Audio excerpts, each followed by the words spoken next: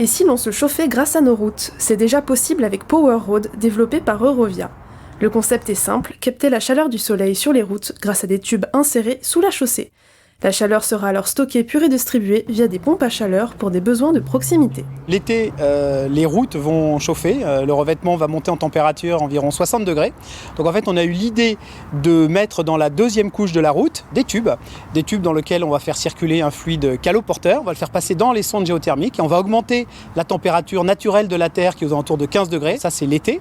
Et quand on a besoin l'hiver donc de chauffer un bâtiment, des logements, une piscine, un gymnase, à ce moment-là, on va extraire les calories qui sont dans ce volume de terre concerné par les sondes géothermiques et on va extraire avec des pompes à chaleur d'une manière classique pour chauffer tous ces équipements. Aurore Berger, députée des Yvelines, s'est rendue à Saint-Arnaud-en-Yvelines où le premier démonstrateur y a été mis en service en 2018. 500 m² de chaussée Power Road ont été mis en place.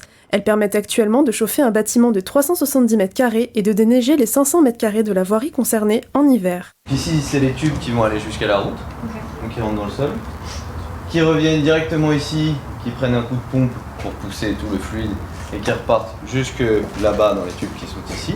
Les sondes géothermiques vont durer plus de 50 ans, donc on aura une pompe à chaleur à changer tous les 25 ans on va dire, mais globalement notre installation peut tenir entre 30 et 50 ans sans aucun souci. Une énergie thermique renouvelable et invisible qui contribue à la transition énergétique et à la lutte contre la précarité énergétique. La géothermie, c'est une chaleur renouvelable locale qui est pour l'instant très peu utilisée. Évidemment, il y a l'installation à payer, mais après, on est tout simplement dans quelque chose qui est gratuit. C'est en substitution à des énergies fossiles, comme le gaz.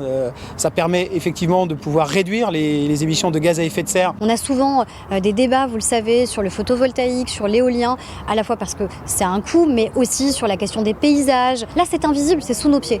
Donc on a en plus, je crois, vraiment un potentiel de développement qui est énorme. La solution Power Road permet d'économiser jusqu'à 80% de CO2 par rapport à une chaudière à gaz.